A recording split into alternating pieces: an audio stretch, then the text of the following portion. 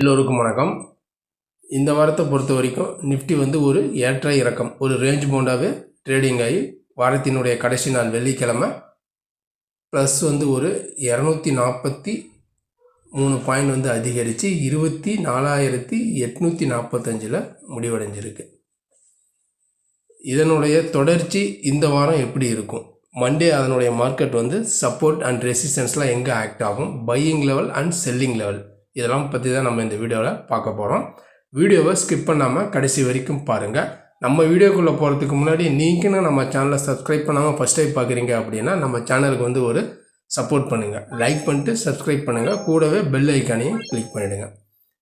இப்போ Covid gases வந்து பார்த்திங்க அப்படின்னா அதிகமாகிட்டு இருக்கு. இந்த கோவிட் கேஸ் அதிகமாகிறதுனால மார்க்கெட்டில் வந்து ஒரு பெரிய அளவில் கிராஷ் வருமா அப்படின்னு வந்து பார்த்தோம் அப்படின்னா அந்த அளவுக்கு வந்து சான்சஸ் வந்து பார்த்திங்க அப்படின்னா கம்மி தான்.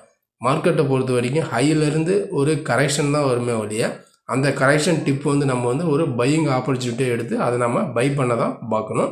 பெரிய லெவலில் வந்து பார்த்திங்க அப்படின்னா கிராஷ் வரதுக்கான சான்சஸ் வந்து ரொம்ப கம்மி தான். இப்போ இந்த வாரத்தை பொறுத்த வரைக்கும் மார்க்கெட் வந்து 25,000 வரைக்கும் மேலே போயிட்டு 25,660 வரைக்கும் போயிருக்கு. கீழே அதே மாதிரி வந்து பார்த்திங்க அப்படின்னா 24,460 வரைக்கும் வந்திருக்கு. க்ளோசிங் வந்து 24,845 வந்து க்ளோசிங் ஆகிருக்கு. இந்த க்ளோசிங் லெவலில் இருந்து மண்டேவை பொறுத்த வரைக்கும் மார்க்கெட் எப்படி இருக்கும்? இப்போ இங்கே இந்த க்ளோசிங்லேருந்து சப்போர்ட் நம்ம எடுத்துக்கிட்டோம் அப்படின்னா கீழே சப்போர்ட் வந்து 24,750 வந்து ஒரு சப்போர்ட் ஆக்ட் ஆகும். அடுத்தது அதை உடைச்சது அப்படின்னா 24,600 வந்து ஒரு சப்போர்ட்டாகவும் ஆக்ட் ஆகும். இது வந்து கீழே சப்போர்ட் ஜோனு. அதேமாதிரி மேலே ரெசிஸ்டன்ஸ் நம்ம எடுத்துக்கிட்டோம் அப்படின்னா 25,000 வந்து பார்த்திங்க அப்படின்னா வந்து ஒரு ரெசிஸ்டன்ஸாக ஆக்ட் ஆகும். அதாவது 25,000 சொல்கிறத விட 24,980 இது வந்து ஒரு ரெசிஸ்டன்ஸாக ஆக்ட் ஆகும். அடுத்தது வந்து பார்த்திங்க அப்படின்னா 25,120 வந்து ஒரு ரெசிஸ்டன்ஸாக ஆக்ட் ஆகும். இது வந்து மேலே அப்சைடுக்கான வந்து ஒரு ரெசிஸ்டன்ஸ். இப்போ மார்க்கெட்டினுடைய மண்டே வந்து பையிங் லெவல் என்ன அப்படின்னு வந்து எடுத்துக்கிட்டோம் அப்படின்னா இப்போ மார்க்கெட் வந்து க்ளோசிங் வந்து வெள்ளிக்கிழமையை பொறுத்த வரைக்கும் பார்த்திங்க அப்படின்னா இந்த 920 ரேஞ்சை வந்து மார்க்கெட்டால் பிரேக் பண்ணி மேலே போக முடியாமல் கீழே வந்து தான் க்ளோசிங் ஆகிருக்கு. இப்போ இந்த 920க்கு மேலே மார்க்கெட் வந்து சஸ்டெயினாக நிற்கிது அப்படிங்கிற பட்சத்தில் அடுத்த லெவல்ஸ் வந்து 24,980 டு 25,000 வரைக்கும் மார்க்கெட் வந்து மேலே போகும். 25,040 இந்த ரேஞ்ச் வரைக்கும் போகும். அடுத்து அந்த லெவலையும் பிரேக் அவுட் ஆச்சு அப்படின்னா அடுத்தது 25,200 வரைக்கும் மேலே போகிறதுக்கான சான்சஸ் வந்து இருக்குது.